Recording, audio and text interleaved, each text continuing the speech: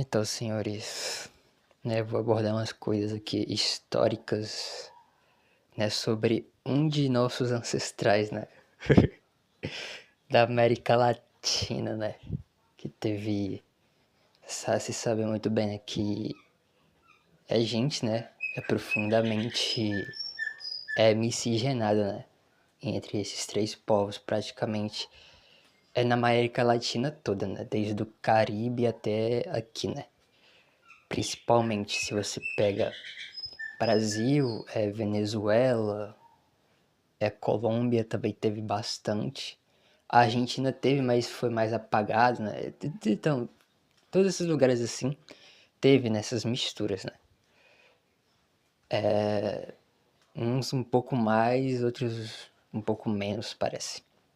Mas é a mesma mistura, entendeu? Ou seja, por incrível que pareça, o sul-americano, ele é homogêneo, ele é homogêneo. Nesse sentido, tá? Não é no sentido de todo mundo ter a mesma cara, Não é que todo mundo tem a mesma cara, mas também não quer dizer que você não tem uma cara e que você parece com todo mundo e que você tem um sangue de todo mundo. Você não tem o sangue de todo mundo. Beleza? Você é homogêneo, por incrível que pareça. É a mesma mistura de não sei quantos anos atrás, Não mudou muita coisa.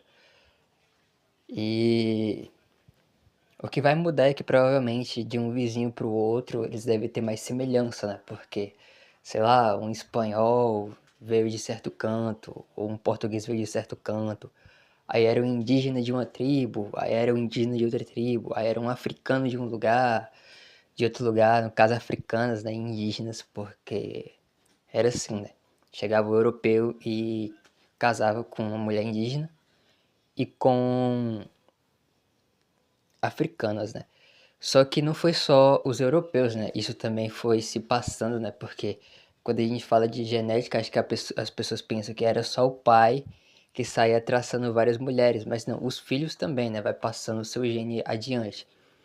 Por exemplo, o mameluco, que é o filho de índio com o europeu, que foi os primeiros mestiços. Eles também passavam, a parte europeia, Que é o cromossomo Y. Mas também ia passar da mãe, Que é a mitocôndria, que é a parte indígena, e a mesma coisa para os mulatos, E aqui vai aparecer pardo, só que pardo é o que significa, é justamente o que significa, mestiço. Só que como agora eu vou falar sobre esses assuntos mais da África e escravidão, eu vou usar mulato, beleza? Pra ficar claro de que tipo de pardo eu tô falando, porque pardo é só mestiço, beleza? Você pode ser mulato, sei lá, mameluco, cafuso, whatever. O que você quiser chamar, e tem as diferenças, Por exemplo, na América Hispânica, o filho de índio com branco, ele seria só mestiço, Eu acho que eles usam pardo também, Pode usar pardo ou moreno, sei lá, alguma coisa assim. Moreno, acho que é moreno, sei lá. Por aí vai. E outra coisa, que eu também vou falar sobre Zé Alfaiate, só que eu descobri que tinha dois Zé Alfaiate, só que o Zé Alfaiate que eu tô falando vai ficar claro, Só que eu vou falar sobre os dois, já que apareceu aqui onde eu pesquisei. Eu irei falar sobre os dois, beleza? Então, pra entender tem que dar uma retrocedida, em como era o processo de escravidão, desses nossos ancestrais, Que também já adianto pra vocês, beleza? Não tem herói e nem vilão, Nem villains e nem heroes, Não tem inocente, não tem menos pior e nem nada. Todos eles faziam merda, beleza? Todos. Não adianta, todos eles fez alguma merda, deu algum vacilo, E depois eu ainda planejo fazer alguma coisa mais sobre os indígenas, porque também tem muita coisa. E daqui também, da África, da escravidão, também tem muita coisa. Se eu pegar também da parte dos europeus, também tem muita coisa para discorrer. Mas vamos lá, Se tentar enrolar muito. É porque assim, para entender, a gente tem que olhar para as rotas de tráfico, Tipo, o papel é das elites africanas e a escravidão, que tinha pré-colonial, Porque já tinha escravidão islâmica, Os muçulmanos escravizavam, lá também. E já tinha um comércio de escravo, e tudo mais, né? A estrutura social das colônias e tudo mais. É porque, tipo assim, eis a lenda que os árabes, eles pegavam, né, os homens e transformavam em eunucos e pegavam as mulheres meio que só para reprodução, né? Lá no norte da África e whatever. Mas enfim, né? De onde vinham, né, os escravos para o Brasil, né? Os africanos escravizados trazidos para o Brasil não vinham de um único lugar, mas de diversas regiões e culturas. O tráfico dividiu-se em três grandes rotas. Inclusive, né, esses povos, às vezes em contato com eles mesmos, às vezes brigavam, né, se matavam, se degladiavam, né? Porque não é o mesmo povo, né? Eles vêm da África, mas a cultura é diferente, os costumes e tudo mais, né? Então, você já sabe, né? Da merda. Então, né, eles vinham, né, da Guiné, né, que é do Sudão, né, região da Alta Guiné, Senegal, Gâmbia, Mina, Costa do Ouro e Benin, que lá tinha, né, os povos iorubás, né, que vocês devem saber, né, direto esse povo que gosta mais desse negócio de candomblé, coisa assim, cita, né, isso de Iorubá e tudo mais. Gegésia e Fante Achante, não sei se eu tô falando certo, mas tá aqui, Fante Achante. Angola e Congo, né, vocês também devem saber, né, que teve também que veio, né? É dessa região centro-ocidental, né? Que esses aqui já eram os povos bantus, né? Ou seja, o tanto de povo que vinha, né? Que eram povos diferentes, né? Ó, Senegal, Gâmbia, Costa do Ouro, né? Benin, né? Que tinha esses Yorubá, Jejés, Efante, Jachante e os bantus, né? A escravidão é antes dos europeus, o papel dos árabes, né? A escravidão já existia na África muito antes da chegada dos europeus, né? No século My God, deixa eu ver. Acho 14. Acho que é no século 14. Ela corria por guerra, dívidas ou crimes, né? Corria por guerras, dívidas ou crimes. Tráfico transparietário. Nossa, que palavrinha, transparietário. Os mercadores árabes dominavam o comércio de escravos pelo deserto do Saara e pelo Oceano Índico, né? Saara, por isso que a gente fala, né? Quando a gente fala dos africanos, a gente fala subsaarianos, né? Africanos subsaarianos, né? Tráfico oriental desde o século... My God... É...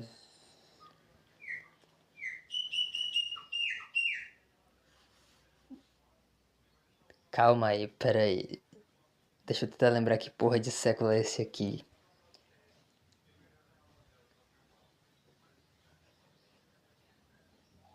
Século 6, parece.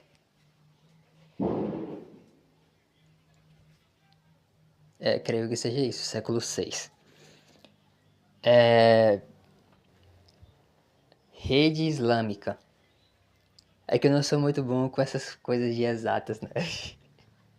Eu não sei o que acontece quando chega em exatas, parece que eu fico mais lerdo pra entender, né? Por isso que eu não gosto muito. Rede Islâmica. Cidades, estados e impérios islamizados na África usavam e vendiam escravos em larga escala para o Oriente Médio e Norte da África. Diferença de escala, né? Embora a violência, essa escravidão pré-colonial era essencialmente de caráter doméstico, militar ou de status, né? Diferente da industrialização e mercantilização em massa criada depois pelos europeus, né? Meus grandes queridos ancestrais, né? Ai, né, meus ancestrais, né? Ai, é foda. Ah, só corrigindo aqui os séculos que parece que eu subtraí um pouco dos dois, né? Subtraí por um. Na verdade é século 7 e o outro é 15 mesmo. É porque eu se embananei com os algoritmos romanos, mas whatever.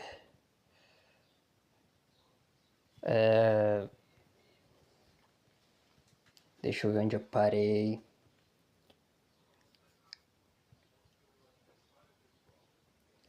Nossa, mas realmente, olhando aqui, tem muita coisa, viu, cara? Sobre.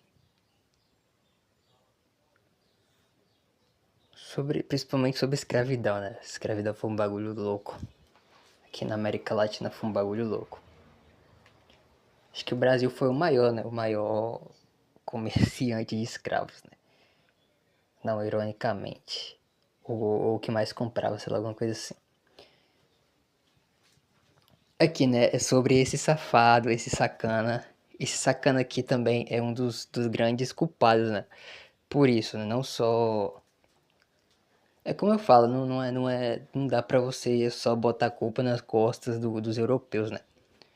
Que também tem culpa de safado, que nem esse aqui, né? É o rei do Congo, né? E as alianças comerciais, né? Muitos reinos africanos participavam ativamente do comércio de escravos como fornecedores. Reino do Congo, né? O rei Nizanga, Kuu, sei lá como é que fala, batizado como João I, e seu sucessor, né, Dom Afonso I, converteram o reino ao catolicismo e firmaram alianças com Portugal. Eles eram amigaços do rei de Portugal, né? Moeda de troca. Os escravos eram prisioneiros de guerra contra reinos vizinhos. O rei do Congo os vendia aos portugueses em troca de armas de fogo, tecidos e cavalos, fortalecendo seu próprio poder local. E aí vocês riem dos índios, né, que se fascinavam com espelhos, né? Tá aí é pra você ver, né? Que delícia, né? Que moeda de troca. Outro também, né? Outra figura muito interessante, né? Que também era um safado. Era o Zumbi dos Palmares, né? E a escravidão no Quilombo. Vocês acham que não, né? Mas ele escravizava sim. Ele também escravizava. O Quilombo dos Palmares foi o maior símbolo de resistência negra do Brasil, mas sua estrutura social interna repelia a visão romantizada moderna. Escravização interna. Palmares abrigava os escravos prisioneiros de fazendas vizinhas, que não fugiam por vontade própria, mas eram capturados em incursões. Tornavam-se escravos dentro do quilombo. Lógica da época. A escravização era uma instituição universal na época. Palmares combatia a escravidão imposta pelos brancos do lado de fora, mas reproduzia formas de servidão e hierarquia internamente, né? Era aquela famosa frase, né? Era o normal da época, né? Tanto que também existia escravidão até entre os indígenas, né? Porra, quase não sai. Aqui, né? Aí aparece outra figura interessante, mas esse aqui não é o Zé Alfaiate que eu queria trazer, né? Mas eu achei interessante a história dele aqui, então eu vou dizer, né? Esse Zé Alfaiate aqui, né? E a Revolta dos Búzios. João de Deus do Nascimento, né? Conhecido como Zé Alfaiate, foi um dos líderes da Conjuração Baiana, né? Ou Revolta dos Búzios, 1788. Ele era um pardo livre, beleza? Alfaiate, cabo de milícia e alfabetizado. Ideias, né? Diferentes dos movimentos anteriores, a revolta liderada por ele e outros alfaiates, né? Negros e pardos. Pardos aqui, gente, é mulato, beleza? Talvez mamelucos ou cafuzos estaria no meio, mas como eu tô falando de população afro, né? De afrodescendente, então aqui seria os mulatos, beleza? Pensa assim, né? Pensa como se a maioria fosse mulato, beleza? Pode ser que tinha outros mestiços aqui, mas provavelmente era os mulatos mesmo. Exigia o fim da escravidão, até porque mameluco era livre, né? O mulato não era necessariamente livre, né? A igualdade racial e a independência da Bahia sobre os ideais da Revolução Francesa, né? Esses caras, nesses cabas safados, francês, holandês, tudo quiseram tomar a colônia, imagina. Aí vocês pensam, ai, mas seria melhor os holandeses, não sei o que, não sei o que. Vai saber, né? Se o Brasil não seria até pior, né? Vai saber, né? negros e pardos que possuíam escravos no Brasil. Essa é a maior reviravolta, ou você achava que não? Não, né, não, né? Eles eram inocentes, coitados, né? Essas histórias fantásticas, cheias de coitados, é justamente isso, né? Histórias fantásticas, né? Cuidado com histórias fantásticas.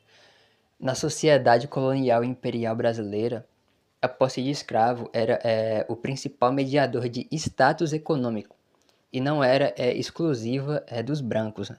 Na verdade, a escravidão nunca foi, né, exclusivo dos europeus. Né? Vocês estão vendo que os árabes já faziam isso e os próprios africanos também já faziam isso na África, né? Alguns reis e tudo mais lá brigando lá com os outros povos. É diferente, né? Entregando o próprio povo, né? O povo ali do continente para o estrangeiro, né? Que bizarro. Ascensão social. Negros alforriados, né? Ex-escravos. Alforria, vocês sabem o que é alforria, né? E pardos livres, né? Pardos, você já sabe, né? Em que sentido eu estou falando? Estou falando sobre os mulatos, né? Porque mamelucos já eram homens livres. Já nasciam livres. Compravam escravos assim que acumulavam algum capital, né? Motivação. Ter um escravo significava não precisar fazer o trabalho braçal mais pesado, né? Garantindo dignidade social na época. Na verdade, essa divisão hierárquica acho que sempre existiu. Por exemplo, se você pegar outros lugares que tem casta ou colorismo, a lógica ela é parecida, né? Tipo, quem é camponês é mais queimado de sol, né? E quem era da aristocracia tinha a pele mais clara porque não pegava sol, né?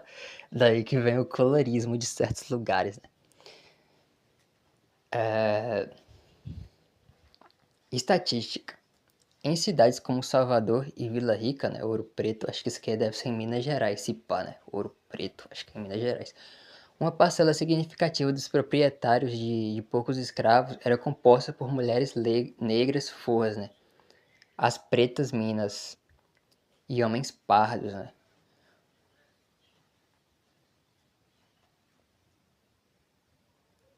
Que brisa, né? Uma parcela significativa, né, dos proprietários de poucos escravos era composta por mulheres negras forras. Forras aqui quer dizer livres, né? E homens pardos. Agora aqui o que o que eu queria falar era desse outro Zé Alfaiate aqui, ó. Porque tem esse, né, o revolucionário, né? É do século.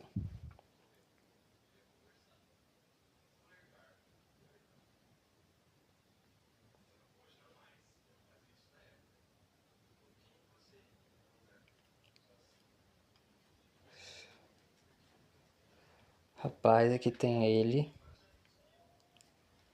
Que eu já falei, né? A história do homem pardo livre, blá, blá, blá. E ele era cabo da milícia, né? Esse primeiro aí que eu falei. Que lutava pelo fim da escravidão, independência da Bahia e pela igualdade de direitos. Ah, né? Acho que eu não sei se eu falei, mas ele acabou preso e executado pela coroa portuguesa, né? Em 1799. Portanto, ele morreu muito antes, né? Do auge do tráfico ilegal, no século.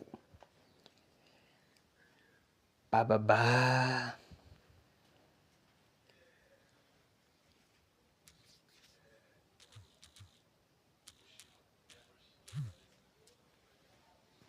Deixa eu ver aqui.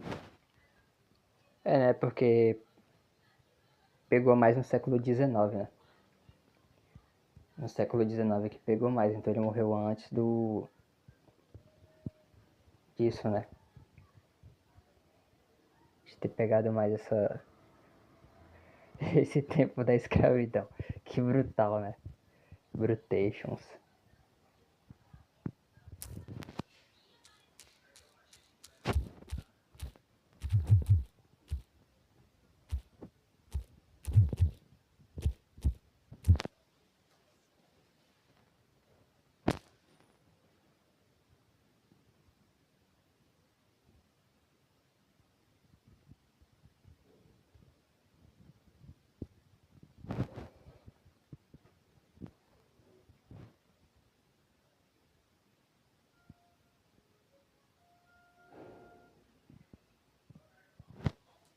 No caso, ele morreu no século XVIII, parece. Ele morreu no século XVIII. Pelo que eu tô vendo aqui. E agora o traficante, né? Era sobre isso aqui que eu queria falar. É...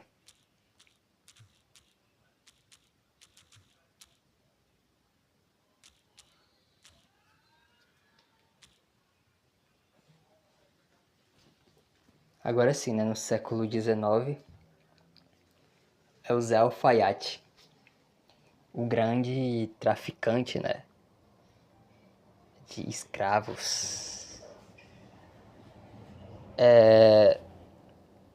Aqui, né? O nome dele, né? O nome da lenda, né? Do lendário era José Francisco dos Santos. Esse sim é o famoso Zé Alfaiate do tráfico. Atuação.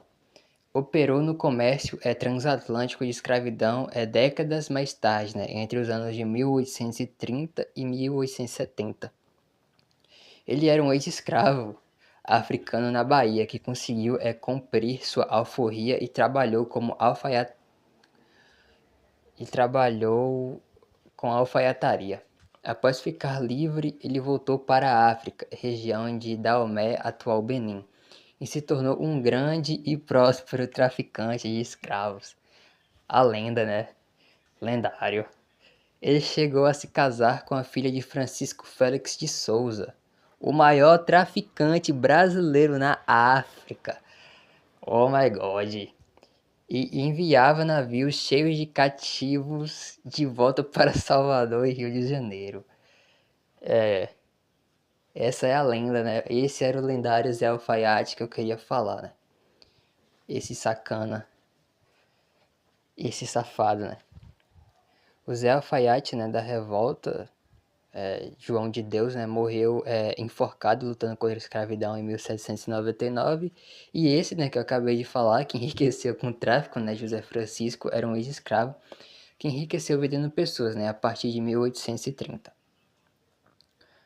Aí aqui agora para fechar, eu vim procurar saber, né, como é que era a vida, né, do povo afro aqui, né. A vida dos negros livres, né, libertos, forros e pardos, né, mulatos, né, no Brasil colonial e imperial, né. E parece que era um verdadeiro malabarismo social, né. Embora tivesse, né, eles estivessem fora da senzala, eles viviam em uma sociedade racista e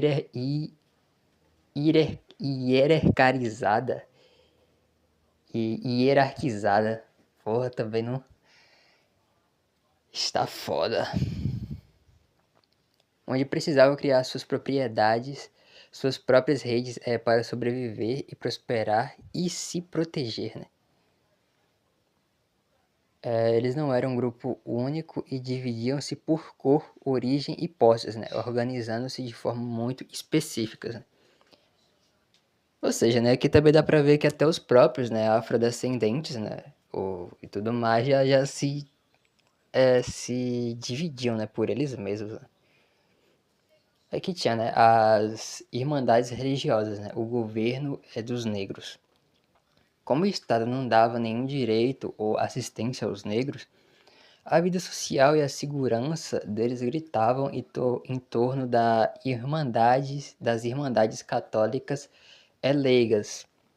Eram associações que funcionavam como uma mistura de fã-clube religioso, sindicato e plano de saúde. Divisão por castas. Os brancos não misturavam culto, por isso os pardos, né, os mulatos no caso, iam para a Irmandade da Nossa Senhora do Amparo ou de São José dos Pardos. São José dos Pardos, que engraçado. Já os negros pretos fundavam a de Nossa Senhora do Rosário, dos Pretos ou de São Bento. Interessante, mas engraçado, né? É Nossa Senhora do Rosário dos Pretos. É engraçado, dos pretos e dos pardos, né? Caixa de ajuda multa. Os membros pagavam a mensalidade e esse dinheiro servia para comprar a alforria de membros escravizados. Pagar médicos, sustentar viúvas e garantir o mais importante na época, né? Um enterro digno com caixão, missa e sepultamento dentro da igreja. Pesado. Preservação cultural. Dentro das igrejas e procissões sobre, sob o manto do catolicismo, os africanos elegiam seus próprios reis e rainhas do Congo e mantinham vivas batucadas, línguas nativas e rituais disfarçados, né? O sincretismo. Organizações por ofício e trabalho urbano. Nas cidades, né, como Salvador, Rio de Janeiro e Vila Rica, a maioria dos trabalhadores manuais e mecânicos dos trabalhos, né, manuais e mecânicos era feita por negros livres e pardos. Profissões. Eles dominavam os cargos de alfaiates, carpinteiros, sapateiros, ferreiros, pedreiros e músicos. Ganho de rua. Muitos começavam como escravos de ganho, que trabalhavam na rua vendendo doces, carregando peso e davam uma parte do dinheiro ao seu senhor, juntando moedinha por moedinha, compravam a própria liberdade, a alforria e continuavam no mesmo trabalho, agora como autônomos. Eu pensava que a alforria ela vinha mais porque, sei lá, chegava um dia que o senhor, né, ficava com dó, sei lá, já te extorquiu demais, né, exauriu sua alma. Aí ele fala, vou te dar uma piedade aqui, te dar sua alforria, né, alforria. Eu não sabia que eles compravam, né? Interessante. Também deveria custar um rim, né, ou talvez não, né, não sei. Acho que depende, né, da bondade do senhor. Seja ele branco ou preto, vai saber se também não era de um africano ou de um pardo, sei lá. A divisão entre pretos e pardos. Tá vendo como preto e pardo não é a mesma coisa? O povo viaja. Pardo é só mestiço, gente. Pelo amor de Deus, pardo é só mestiço. Pardo não é sinônimo de preto. Preto é africano. Do mesmo jeito que branco é europeu, né? Então, deveria ser meio óbvio. Mas enfim, né? Não vamos começar com esses assuntos chatos. Havia uma forte tensão social estimulada pela elite branca para evitar que toda a população de origem africana se unisse em uma grande revolta. Né, embora né, na frente das guerras, né, tinha muito pardo ali também, né, que ia virar bucha de canhão também, né. Sinistro.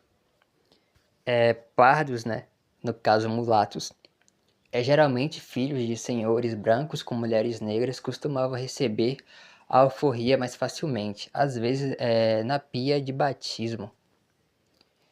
Eles tentavam se afastar dos negros, pretos e dos africanos boçais, que é isso, recém-chegados, para buscar a ascensão social, imitando os costumes da elite branca. Tinha acessos a patentes militares baixas, as milícias de homens pardos, né? Ou seja, o filho, né, do português, né, ele tinha suas regalias, né? Tipo, o mameluco também tinha, né? Se bem que o mameluco ainda era visto como casta baixa e ninguém nunca ia considerar um mameluco um europeu, né? Um branco. Por quê? Porque você é filho de índio, né? Então seu sangue é amaldiçoado, seu sangue é ruim, que não sei o que, né? Você ainda é filho de... Mesmo que você pareça um europeu, não adianta, né? Se você parecer, você ainda é bosta. Porque você não é europeu. Esse era o foda, né? Mas ele também tinha, né? A diferença é que o mulato não era necessariamente livre, né? O mameluco, ele era livre, nascia livre, né? Parece que o mulato não necessariamente.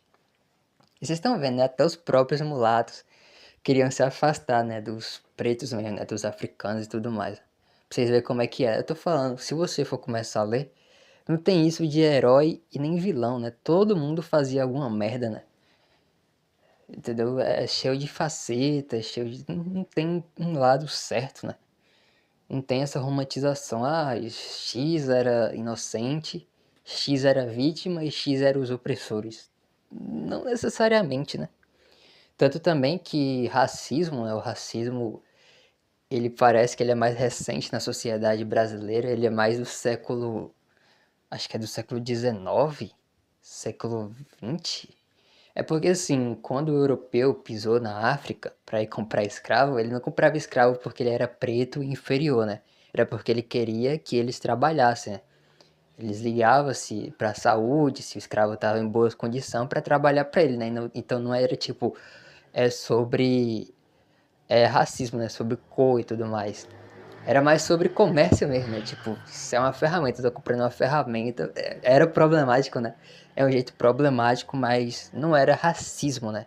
Por si só, né? Era tipo, eu tô comprando uma mercadoria, uma ferramenta, entendeu? É comercial, era puramente comercial, né? Ainda não tinha esse racismo. Começou a ter aqui no Brasil mesmo, parece.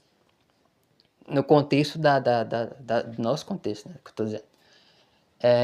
Pretos crioulos, né? Nascidos no Brasil versus africanos nascidos na África.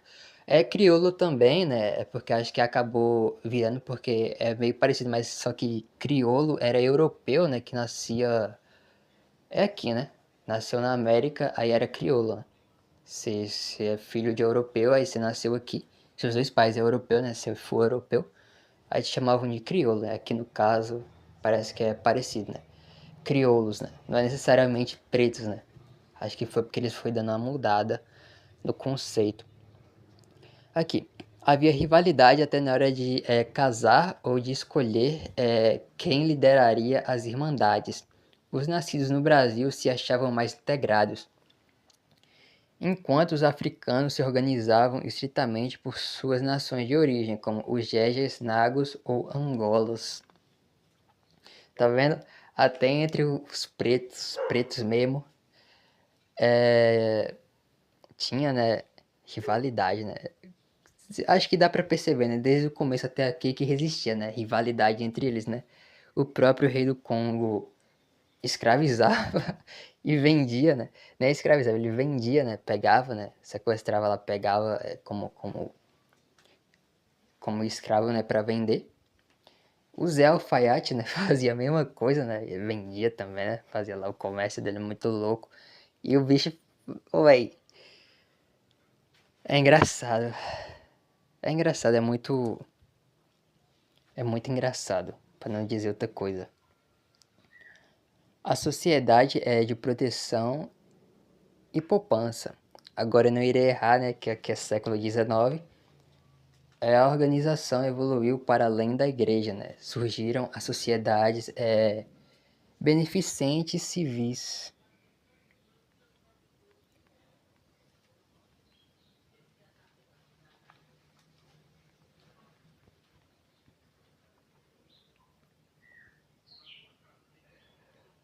Calma aí que eu me perdi aqui. Aqui, achei de novo. O maior exemplo é a sociedade. O maior exemplo é a sociedade protetora dos desvalidos, SPD, fundada em Salvador em 1832 por homens pretos livres. Eles criaram o fundo financeiro que funcionava como uma previdência privada para garantir pensões, comprar imóveis para abrigar negros necessitados e financiar a libertação de escravizados, focando muito na educação e alfabetização dos seus. O paradoxo do status, né? Comprar escravos. Para o negro forro, que forro é alforriado, né, que significa livre, ou pardo, né, que vocês sabem que eu estou falando do contexto afro, então aqui vai ser um mulato. A maior prova de que ele tinha vencido na vida e se tornado um cidadão respeitável na lógica cruel da época era comprar seu próprio escravo. Ter alguém para trabalhar por você ou para alugar para terceiros era a única forma de segurança econômica num país que não tinha indústrias, bancos acessíveis ou empregos públicos, né, para essa população. Enfim, né? Aí espero que tenha ficado elucidativo, né? Que não tem heroes nem villains, né? Os árabes já tinham, né, esse histórico de escravização. O rei do Congo vendia o próprio povo. Zé Alfaiate também escravizava, né? Tinha um pé, né, no mercado de escravos. Zumbi dos Palmares não era inocente. Os próprios negros e pardos aqui, né? Que eu mulatos, também tinha escravos. Então, não é, né, essa história lindinha que você aprende. Não sei porque a escola não ensina. Eu não sei o que acontece. Era muito normal até em aulas, né? É tipo, por exemplo, o cabelo cacheado. Por falar que cabelo cacheado é coisa de preto.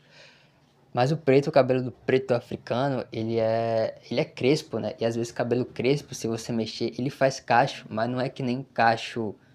Aquele cacho é mais macio ou mais lisinho, assim por dizer, né? Não é que nem o do europeu. O europeu também tem cacho, né? Só que não significa que o europeu só tem cabelo enrolado, né? Aí eles falavam, tipo, como se cabelo liso ele fosse só do índio, do indígena. Sendo que europeu também tem cabelo liso.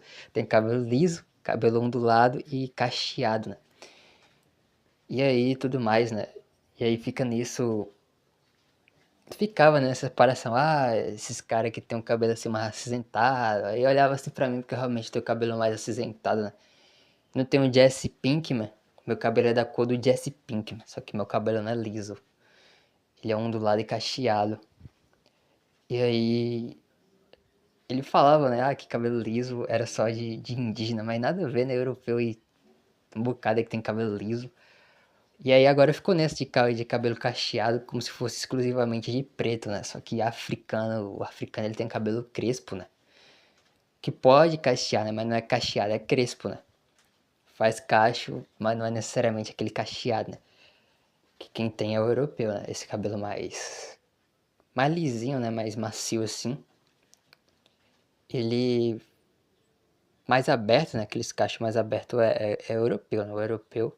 Às vezes o indígena também tem o cabelo ondulado. E às vezes até cacho, né? Dependendo do povo aí, pode rolar de ter.